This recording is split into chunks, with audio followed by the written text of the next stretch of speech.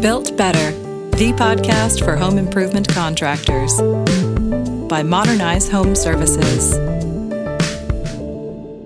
Let's talk first about managing lead sources and mediums. So how are you managing your lead sources today? You've got multiple leads, multiple sources, and how do you look at it from a quality perspective? Hey, great question, first of all. How we manage sources is actually pretty simple. We have a marketing cost target of 13%. And so when we launch lead sources, when lead sources meet or beat our marketing cost target, we look to increase and grow them as much as we can. When our lead sources are struggling, if they're above that 13%, we look to optimize and, depending on what the data tells us, to suspend those lead sources. And so really, when you're like us and you have 25, 30 lead sources, you really just let the data tell you what to do. And of course, you're using that same data to data model and to optimize as you grow the program. When you say optimize, Dave, can you dig in a little bit deeper of some of the tactics that you use to optimize those sources? Sure. Well, I think I could really talk about Modernize. Modernize is one of probably our largest lead source vendor. I think with you guys, we have 7 or 8 different campaigns that you guys run for us. And so what we do is we consistently share our sales results back with you, back with Modernize, and Modernize is constantly optimizing to grow the campaigns and to improve the campaigns with the data that we provide.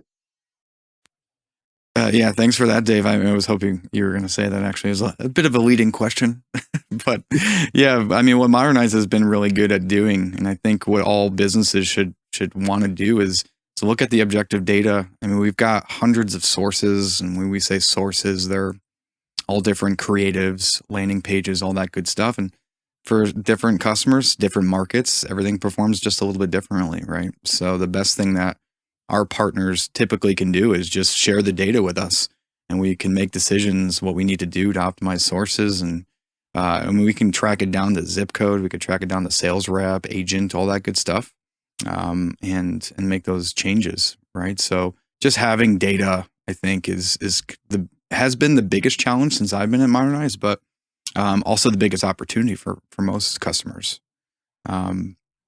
Is there anything that you could think of, Dave, when in terms of data analysis that you've seen come through that comes to mind, that maybe just jumps out at you?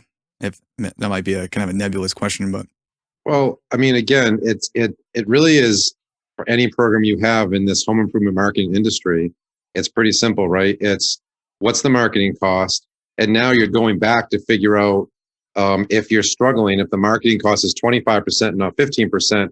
Where's the issue? Is it the lead quality? Is it that it wasn't converted from a lead to an appointment? Is it if it wasn't converted from appointment to issued lead, to demo, to sale, and then to understand at what point? So, right, you have your metrics for each conversion point in the funnel, and now you figure out, what do I have to work on?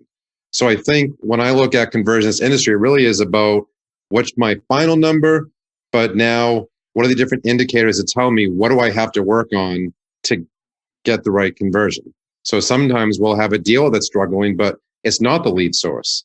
We know many dealers are doing well with that lead. And that's where we look and say, okay, we have to coach and work with that dealer to improve conversion because we know the lead source is solid. Hey, Dave, you brought up a good point. It's almost like you were reading my mind.